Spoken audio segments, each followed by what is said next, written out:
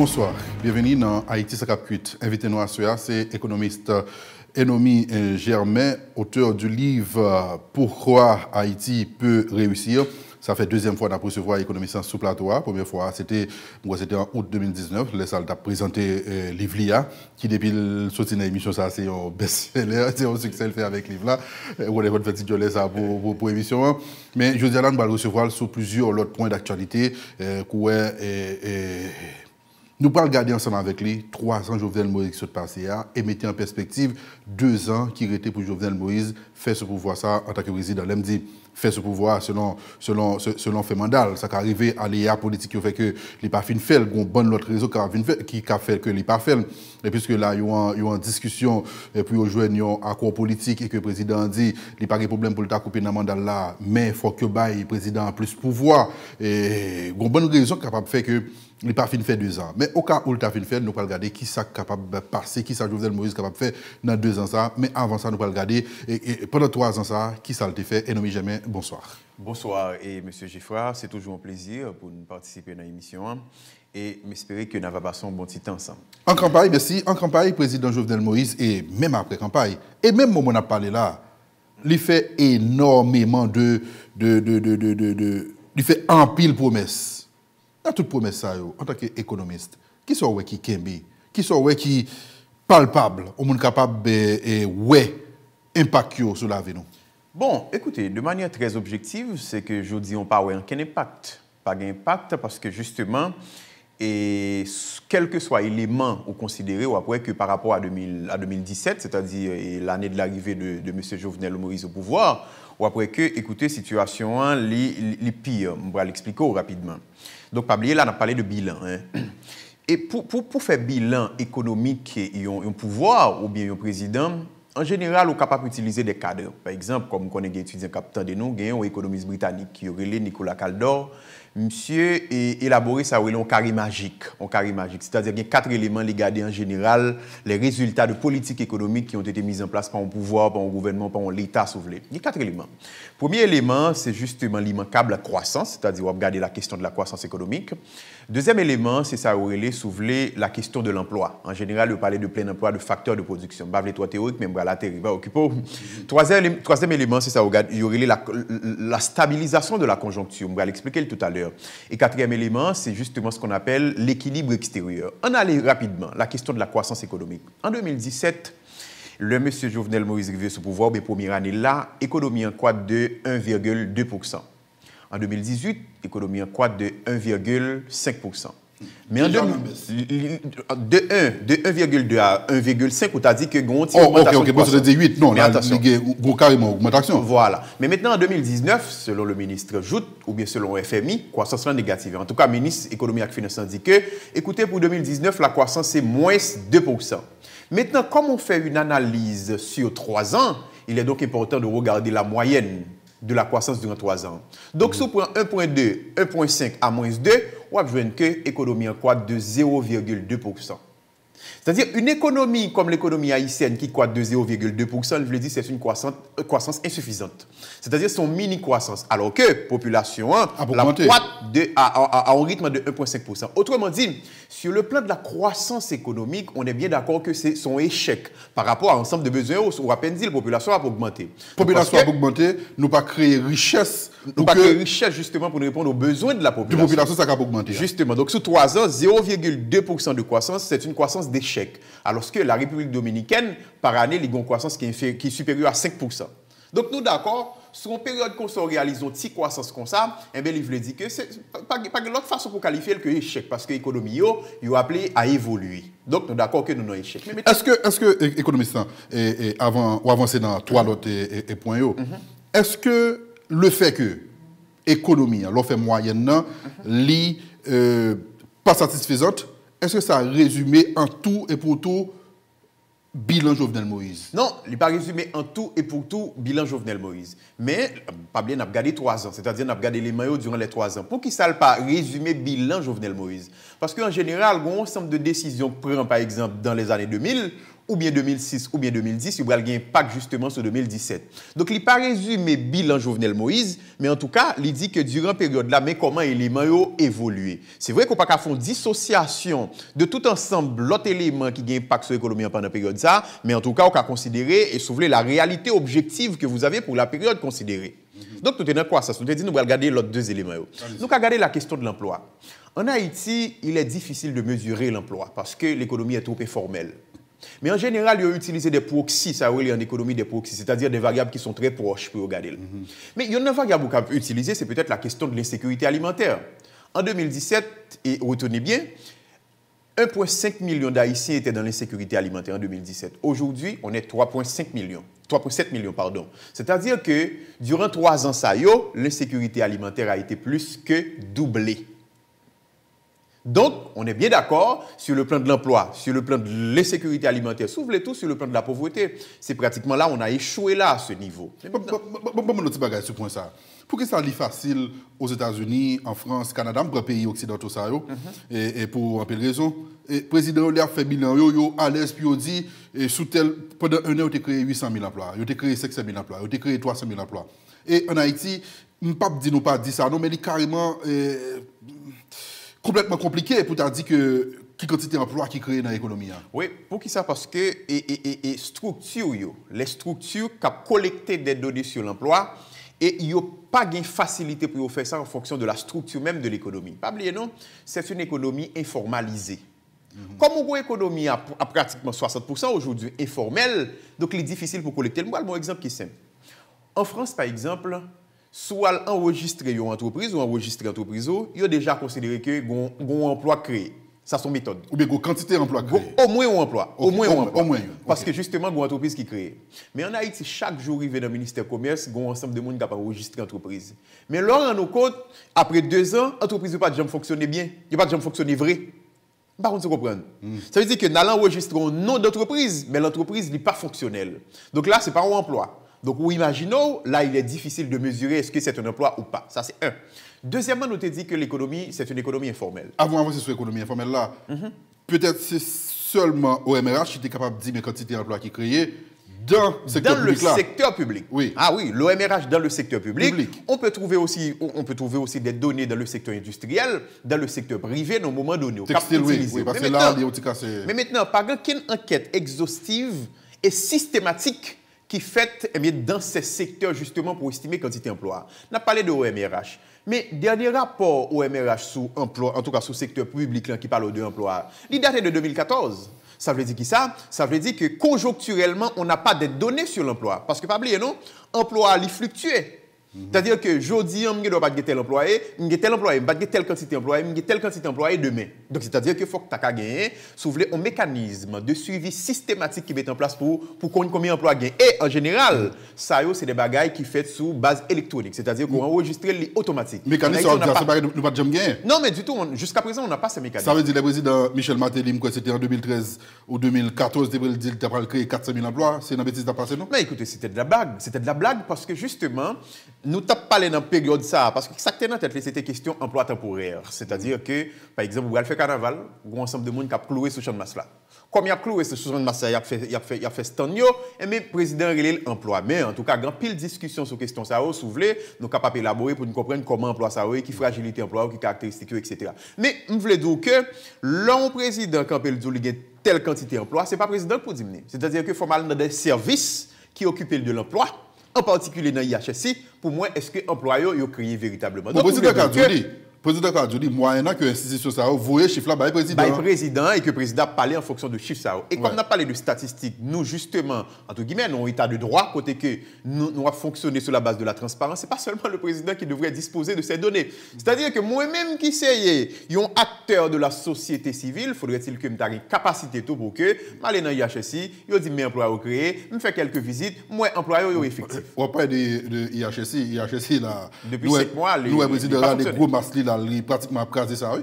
Et ça avec le changement qu'a fait là-dedans, qui met une instabilité là-dedans, chiffre pas sorti encore dans l'IHST, qui était toujours à bon indicateur sur le déficit budgétaire, sur et l'autre dit que nous besoin économie sur besoin pour que on continue. Ça va exister. Et pas seulement économiste, non, pas seulement économiste, non. Parce que pas oublier, non. IHSI produit un ensemble de données économiques. Un investisseur direct étranger qui vient dans le pays, il analyse d'abord un élément qui est le risque pays.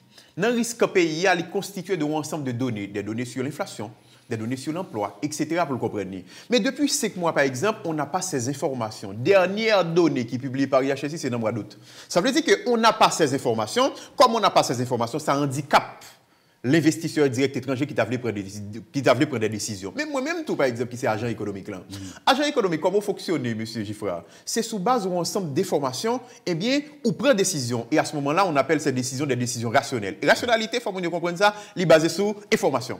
Donc, comme pas des informations sur la conjoncture économique, eh bien, mes décisions ne sont pas éclairées. Donc, parallèlement, plus que investisseur, moi-même, tout me déranger pour la non-disponibilité de ces informations. Parallèlement, et non jamais. Il y a chez Fonti qui était président en réponse, Fonti qui était pouvoir en réponse, avec tout chiffre qui sur l'inflation, sur toute qualité de bagaille. Là, et comme bagage chiffre ça, c'est le noir sur bagaille ça, et pouvoir Fonti respirer. Comme on a parlé de la politique irresponsable, nous avons dit que le Fonti respirer. Mais regardez, mais c'est mauvais pour pouvoir là. Parce que justement, les décisions qui sont prises, tout ça, les décisions qui sont prises, par exemple, au niveau, ou bien les politiques publiques, c'est à base d'informations. Mais nous n'avons pas qu'une information, pas qu'à prendre décision. C'est-à-dire que si le président a fait promesse et que l'Ivre arrive à un certain résultat, ce sont les informations qu'il faut disposer. Donc, quand le président n'a pas d'informations, il faut comprendre que plutôt que le bon pour lui, Jean le pensé, il n'est pas bon pour lui parce que par contre côté lié, par contre qui moun livre ciblé dans le cadre de décision politique publique lié. L'autre point de vue avancer sur lui, c'est informel.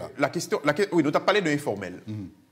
Plus passer 70% économie non informelle. Oui, plus passer près de 70% économie non informelle. L'informel comme ça, ou par contre si moun gagne emploi ou pas. Parce que pas oublier. OIT, Organisation internationale du travail, il y a des méthodes. Par exemple, dans le secteur informel là, il y a considérer le travail ou bien pas travail. Par exemple, après le dernier chiffre, il dit que le taux du chômage en Haïti, c'est environ 24%. Sous disons Haïtien, ça l'a pris. Non, parce que ce n'est pas vrai. Mais là, il parle du chômage ouvert. C'est-à-dire que on moun qui mène une activité bac sur il considéré comme un monde qui travaille. Et c'est pour ça, cette mesure est parfaite pour apprécier la quantité de travail qui y a dans l'économie. C'est pour ça que nous sommes pris pour Oxy. Nous sommes dit que de 2017, eh bien, à Jodia, l'insécurité alimentaire a été beaucoup plus que doublée. Donc, si l'insécurité alimentaire là, a plus que doublé, si on me dit qu'il y a de l'emploi, eh bien là, justement, il faut d'abord que ces emplois ne pas coller. Donc, c'est des emplois fragiles. Ces emplois ne sont pas effectifs. Si il y a plus de monde qui est dans l'insécurité alimentaire, ça forcément veut dire que capacité pouvoir d'achat mounio. Oui, les baisser. De 2017 à aujourd'hui, l'inflation a augmenté de plus de 6 points. Notez, non, inflation, le président Moïse prend pouvoir. Le taux d'inflation en Haïti, c'était donc 13,9%. Aujourd'hui, estimation BRH dit nous que, eh bien, nous parlons de BRH parce que nous n'avons pas IHSI. Donc, estimation BRH dit nous que, écoutez, je dis à l'inflation, il y a 20,3%. Pas oublier, non, République Dominicaine, depuis combien d'années, il y a une inflation qui est en dessous de 5% au Québec là. Donc, sous l'inflation qui a fluctué comme ça, qui a augmenté comme ça, donc la conjoncture, elle n'est pas stable, donc elle est instable. Donc, nous parlons, ça veut dire, carré magique là, nous sortis là-dedans. Donc, son élément d'échec. Mais maintenant, nous faisons prendre taux de changement puisque nous avons ces deux éléments. Le président prend pouvoir à Jodia, c'est-à-dire de 2017 à aujourd'hui, eh bien, la goude lui perdu 38% de sa valeur. Mais ça veut dire, sous chaque grain de goude, il y a 38 centimes qui sortent là-dedans depuis le président prend pouvoir à Jodia. Ça veut dire plus que moitié. Ça veut dire tout, en même temps. On monde qui te mal li épargne en goude. Goude là. Ah, mais comme boire les fonds bien dans le soleil. Ah, mais c'est clair. Ça veut dire que Goudlan, ouais, ça, sont l'autre élément. De façon nominale, ou toujours une quantité comme là. Alors que de façon réelle, ou pas gagne. Et voilà, c'est peut-être le problème, ça, alors, par la professeure, peut-être, à mon qui connaît enseigner. Parce que ça qui fait, c'est que la goutte pas en réserve de valeur encore. Non. Parce qu'il y a une fonction monnaie là, bon, étudiants, on a bien entendu ça, il y a une fonction monnaie justement, c'est réserve de valeur. Ça veut dire, il faut que quelqu'un monnaie là, qu'il ait un bon certain pouvoir d'achat à un moment donné. Or, après que la goutte, depuis quelques temps, n'est pas en réserve de valeur. Et Mounio comprend ça, Mounio épargné en dollars américains. C'est-à-dire, on est dans la dollarisation de l'économie. Et aujourd'hui, bon, information, aujourd'hui, plus de 60% des dépôts du système bancaire sont faits en dollars américains. Autrement dit, c'est une économie dollarisée de fait. Ou ça dit ça. Parce qu'il y a deux types de dollarisation. Il y a une dollarisation de fait, c'est-à-dire où elle fait devant Jean le fait Haïti. Il y a une dollarisation officielle, c'est-à-dire que c'est l'autorité qui dit, même Jean le pays Amérique latine en fait, il y a une décision, il dit qu'on dollarise l'économie, désormais toutes les transactions sont faites en dollars. Mais nous-mêmes, l'économie, elle est dollarisée dans nous. Donc, autrement dit, Goudlan, il n'est pas en réserve de valeur. Autrement dit, Goudlan, il n'est pas représenté rien. Même si tu prends Goudlan pour me montrer qui ça, pour me montrer que la conjoncture n'est pas pas stable. Donc, si nous prenons l'inflation à Goudlan, nous dit qu'il n'est pas stable, nous prenons deux éléments dans le carré magique Caldo là, trois éléments dit comme ça, nous avons une stabilité. Donc, élément d'échec. Quatrième élément, c'est ça où est l'équilibre extérieur. Équilibre extérieur veut dire que, comme tu n'es pas une économie qui fonctionne en autarcie, autrement dit, ou en connexion avec le reste du monde, avec toute notre économie, eh bien, il y a regardé comment déficit balance commerciale ou bien comment situation balance commerciale ou Eh bien, monsieur Giffra, chaque année, de 2017 à aujourd'hui, nous avons un déficit commercial de près de 3 milliards de dollars américains. Ça veut dire que nous importons en général pour pratiquement 4 milliards, des fois 5 milliards de dollars américains, alors que nous exportons pour moins de 2 milliards de dollars américains. Ça veut dire que si nous avons un déficit de 3 milliards de dollars américains, nos économies qui ont un PIB d'environ 8 milliards de dollars américains, elle veut dire que, écoutez, le déficit est extrêmement élevé, énorme. Donc, ça veut dire, si on regarde quatrième élément, ouais, justement, nous pas une stabilisation avec l'extérieur. Donc, si on prend 4 éléments, ça, seulement pour garder, bilan président, on va dire que, écoutez, je ne sais pas sur les autres plans, mais sur le plan économique et même sur le plan social, c'est l'échec pur et simple. Il n'y a pas de débat là-dessus. Économiste, est-ce que aucun n'a promesse président fait pas qu'un B. Attention. Pas ouais. Bon, Mexique, on va. Pas oublier non, pas on farouche en pouvoir, même prendre élément. Et c'est pour ça, par exemple, le map analyse des bilans pour un cadre, pour un cadre objectif, pour m'analyser les questions. Mais maintenant, sauf l'eau, regarde promesses. Promesses, peut-être yon pas yon, ou bien promesses globalement, pour dire que, écoutez, mes promesses, mes décisions que tu prends, mais est-ce que, qui ça y est? Est-ce que c'est pas dit pour nous dire plutôt, économiste, des promesses que le président a fait, les réaliser, certaines là-dedans, et que n'y a pas d'impact sur la vie économique dans le pays. Par exemple, mon capteur de soit en Périn ou bien dans le sud, etc., on va mettre asphalte sur route qui te gagne, on a bon temps depuis, il était battu. Mon capteur de, par exemple, dans la Tibonite, il y a caravane qui fait une route agricole, même s'il n'y a pas de béton sur lui, pas de asphalte sur lui, mais il était fait. Il y a des petits bagages comme ça, Kafou Joff, président, a capitalisé sur lui, et à la limite, fait propagande sur lui, et Mounsa, est-ce que c'est des bagages qui fait, mais qui pas gagné des impacts sur l'économie, donc du coup, qui n'a pas d'impact sur la population de façon globale? Gagner, ça vous parlez là, c'est des réalisations. Mais il y a deux bagages nous avons fait. Tout à l'heure, nous allons regarder peut-être les réalisations par rapport à des dépenses pour nous regarder ça ou l'efficacité. Tout à l'heure. Mais pour qui ça, ou faire route pour qu'ils soient un ensemble de bagages? C'est-à-dire, c'est des moyens pour arriver à un but. Et le but en général, c'est l'amélioration des conditions de la vie. C'est Jean-Président dit là, mettez manger dans l'assiette, mettez l'argent dans la poche. Mais maintenant, si nous dit, nous sommes parlé de l'insécurité alimentaire, si nous dit que pendant un moment, ça, l'insécurité alimentaire a plus que doublé, nous voulons dire que, en dépit de réalisation, ça, conditions de la vie viennent plus mal. Donc, il n'y a pas d'impact, je veux dire, sur l'économie. Et comme nous avons parlé de l'efficacité tout à l'heure, on a parlé là, tout ça, on a dit là, il est entré dans le cadre de caravane de changement. Mais, sous la caravane de changement avec son lot de dépenses, vous voyez que le rapport réalisation-dépenses, ça est infinitésimal. C'est-à-dire, il est très petit par rapport à toute dépense qui est faite pour caravane de changement. Et nous songeons toute information sur des questions. C'est ça plus cher que vienne là. Mais c'est tout à fait, c'est clair. Donc, lorsqu'on gagne comme ça, mais l'économiste qui regarde, pas regarder seulement, mais quelques réalisations physiques. C'est-à-dire, nous avons quelques canaux vrais, mais regarder, mais soulever cet élément d'efficacité, c'est-à-dire le rendement des dépenses qui ont été effectuées. Donc, et non seulement le fait de garder, mais tout le garder, à un moment donné, impact qui s'allie. Pas oublier, on a fait une photographie sur 3 ans. Le 3 ans, c'est ce qu'on appelle le court terme. En économie, on dit le court terme. Donc, l'aime faire photographie, non, en dépit de ça, au moins, mais moins que, écoutez, conditions de la vie mondiale sur le plan économique en particulier, en tout cas, il est détérioré. Maintenant, parfait excuse, président, toujours évoqué, c'est le système. Et récemment là, les venir avec pays loc. Ce qu'on a tout pour tout bagaille mettre sur le pays loc qui fait que nous dans la situation là et qui fait que il pas arriver à atteindre certains objectifs. Réaction sur ça. Le système président, pays loc, 4 pays en plus. Deux bagailles.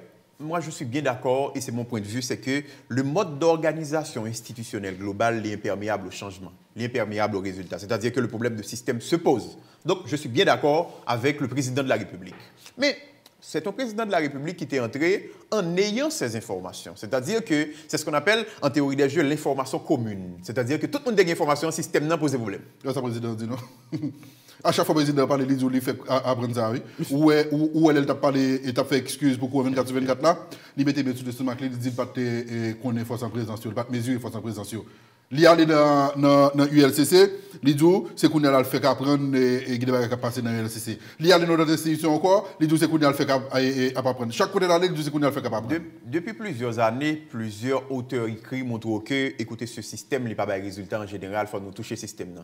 Maintenant, si quelqu'un et dans la démarche pour le venir président, ou bien dans le moment pour le venir président, il ne pas apprendre tout ensemble de difficultés, mais s'ouvrir à des résultats économiques dans le pays, ce n'est pas Pierre Simon qui est responsable, c'est encore une fois le président qui est responsable. Parce que si nous prenons une responsabilité, il faut l'ensemble des informations relatives à cette situation. Mais maintenant, l'autre bagaille pays là où dit que le président mettait devant et que me tendait tout pour l'expliquer ça. Mais nous avons regardé un ensemble de décisions. Pour tout à l'heure, nous avons dit qu'il y avait un changement avec son lot de dépenses. Mais nous avons pris l'autre élément encore. Un pour un élément, par exemple, et qui s'est soulevé, comme on a parlé de good, on a parlé de tout impact sur l'économie, qui, on dit, la tentative pour que le président, ou bien pour l'État, te libérer toute transaction en dollars, en good, par exemple. En mars 2018. C'est-à-dire, où sont ça qui est arrivé après décision ça? C'est que c'est dans le moment ça, taux de changement, il accéléré. Accéléré plus passé, plus, en tout cas, non niveau qui est supérieur à niveau qui était accéléré avant, 2 années avant. C'est-à-dire que ça sont décisions qui ne prennent pas par question pays là.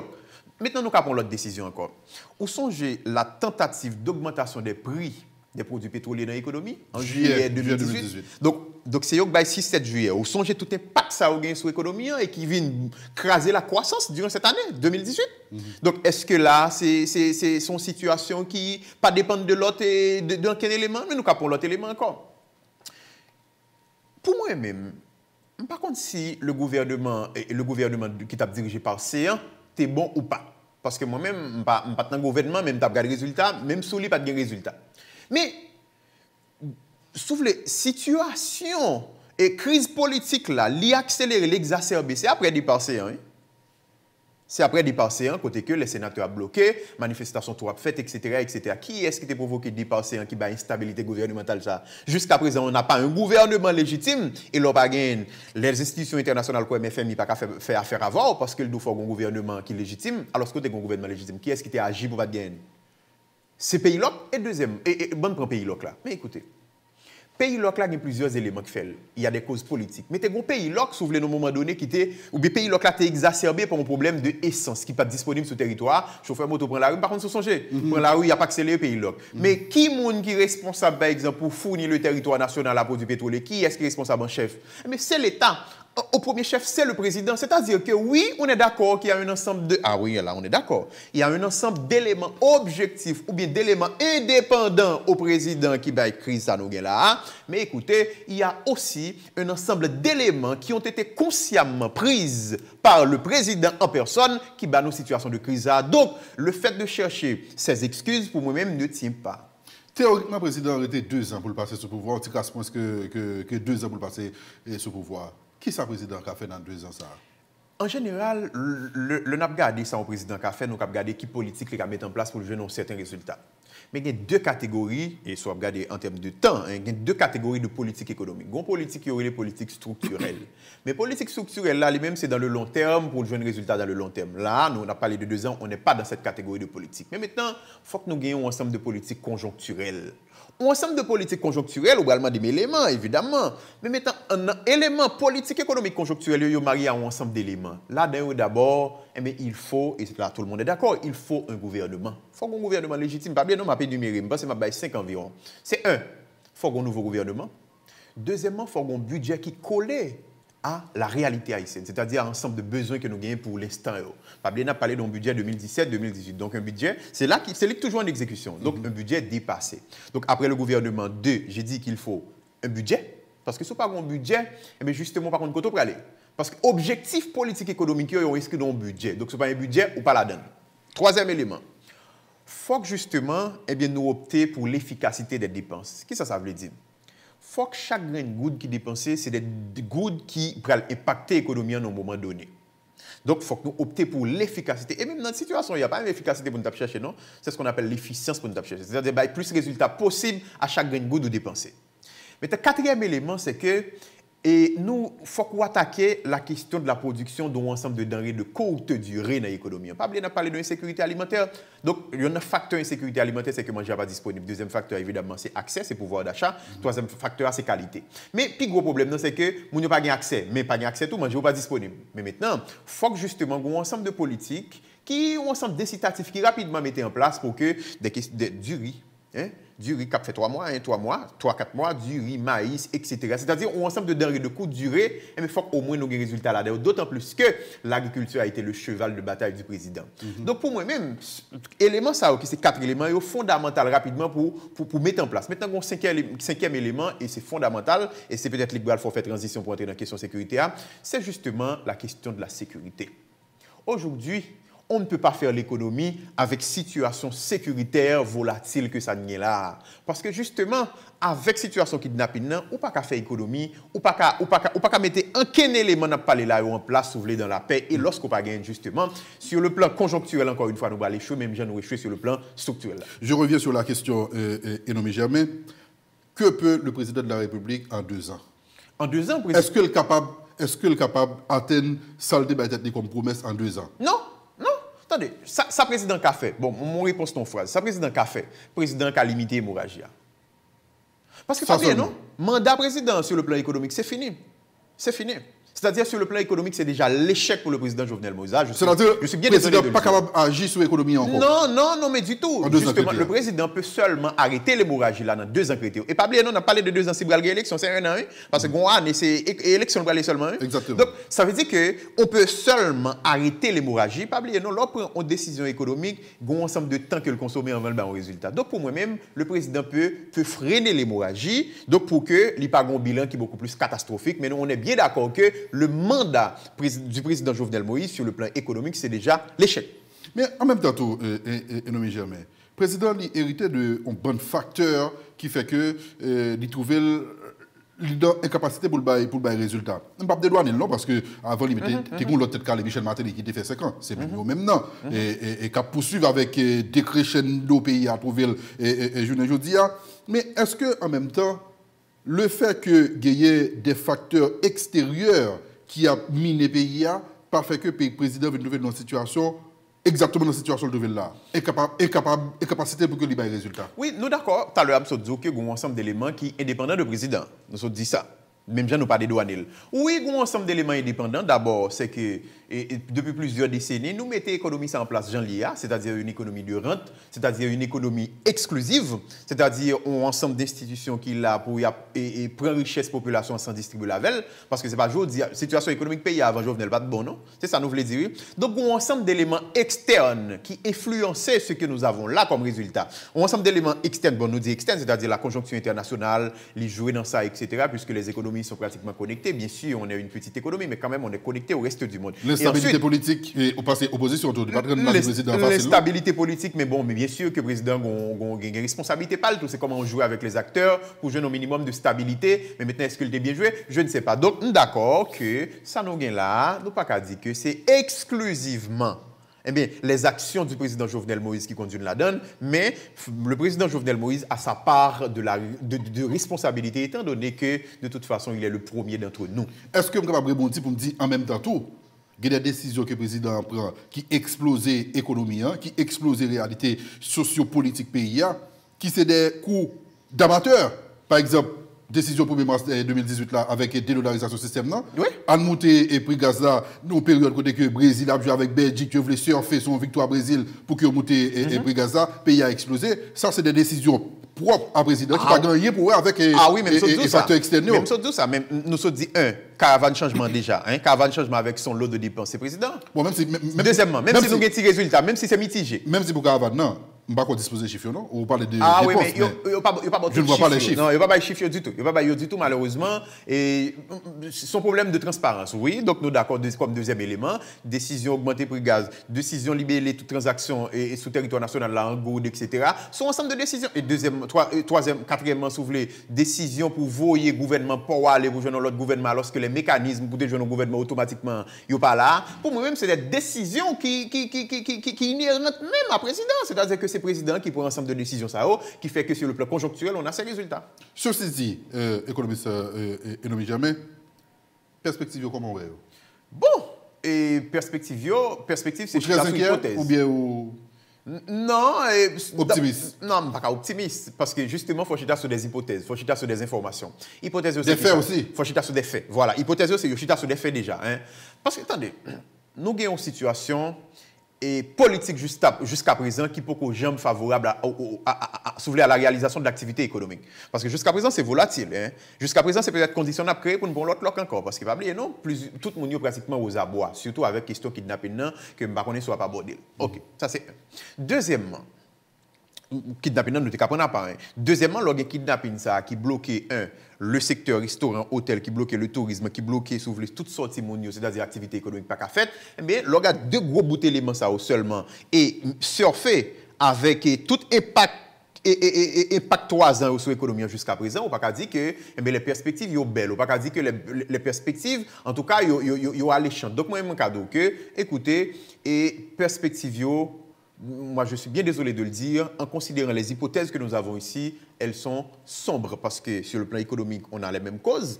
Et bien, deuxièmement, question sécuritaire là, elle est toujours là, qui je dis à la vie exacerbée en question de kidnapping. Donc, là, tout ça, la bloqué. Par exemple, regardez, dernier note BRH, là, quand ça le fait, dernier note BRH, là, il est basé sur un ensemble d'hypothèses. Il dit que, étant donné que nous avons une situation politique pays plus ou moins stable dans le moment, et bien nous avons une perspective qui est meilleure par rapport à ça de en 2019. Mais on a dit que BRH peut-être est trompé parce que BRH a fait notre lien pour qu'il y ait un kidnapping. Donc l'offre de kidnapping qui a fait des gens préparés en quelque sorte pour des appels et potentiels de l'opposition, et bien l'on a dit que, écoutez, si nous basons sur ça, perspective, pas belle, les perspectives pour moi-même, je suis bien désolé de le dire, et bien ils sont sombres. Et je suis très désolé lorsque nous sommes économistes, nous toujours à analyser des situations de crise comme ça. Et kidnapping en plus de nature à décapitaliser encore plus les classes moyennes. Non, si classe moyenne n'était existé. Mon cher, ouais, kidnapping ça, impact sur l'économie est beaucoup plus important. Donc après quelques grands éléments, puisque nous ne pas citer, nous pas peut-être pas tout. Attendez.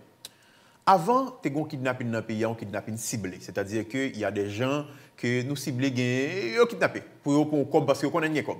Mais maintenant, nous avons une vague de kidnapping qui n'est pas ciblée, mais qui prend quel que soit le monde. Décomplexé. Donc, l'organe comme ça, M. Giffroy, ça le fait, c'est que sur le plan national, à l'intérieur du pays, automatiquement, les limiter les déplacements des gens. Hier après-midi, moi, risqué de visiter 2-3 hôtels dans la ville là.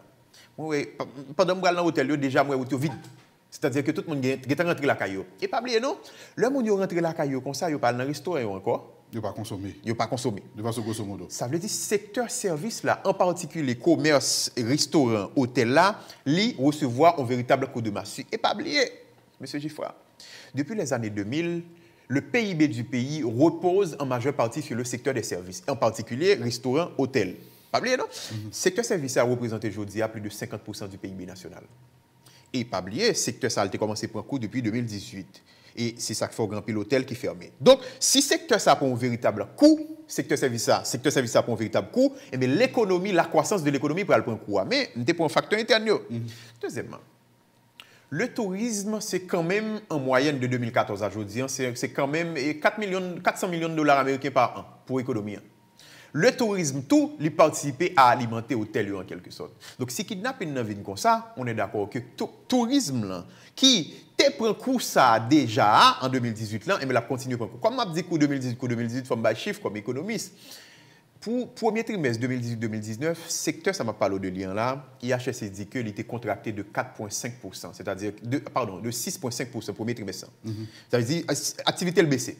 Maintenant, deuxième trimestre, ça, il dit que le baissé encore. On a dit premièrement de 6,5, il baissé de 4,5. C'est-à-dire qu'il était déjà mis à mal. Le secteur a déjà été mis à mal. Et le secteur a un véritable coût encore qui va des coûts sur la croissance de l'économie au final. On a parlé là de conséquences sur la croissance économique. Maintenant, deuxième impact qu'on est capable de garder réellement, c'est que son secteur qui était déjà entré dans une dynamique de contraction de son personnel. C'est-à-dire que il y a des gens qui vont continuer à évoquer.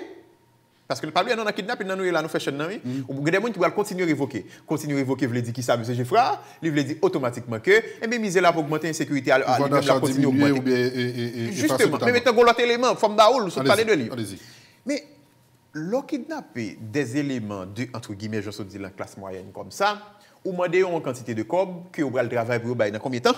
il va travailler pour peut-être dans 5 ans, 10 ans. Il n'y a pas gagné du tout. Que peut-être, comme son situation exceptionnelle, il y a besoin de prêter, mais que peut-être il y a rembourser dans 15 ans. Donc, autrement dit, aucun bémoun dans notre trappe à la misère, à la pauvreté. Donc, situation de kidnapping sur le plan individuel, ça aurait, entre autres conséquences, les cap kembe nous dans situation de trappe à la pauvreté. Parce qu'on demande l'encob, les Walbay pendant 10 ans, donc là, travaille uniquement pour le remboursement de cette dette que les même à le contracter avec volonté et bien non institution. Donc, son trappe, en situation de trappe pour kembe des éléments de la classe moyenne, entre guillemets. Si maintenant de là, et nommé Germain, autant laisser me comprendre que le phénomène kidnapping,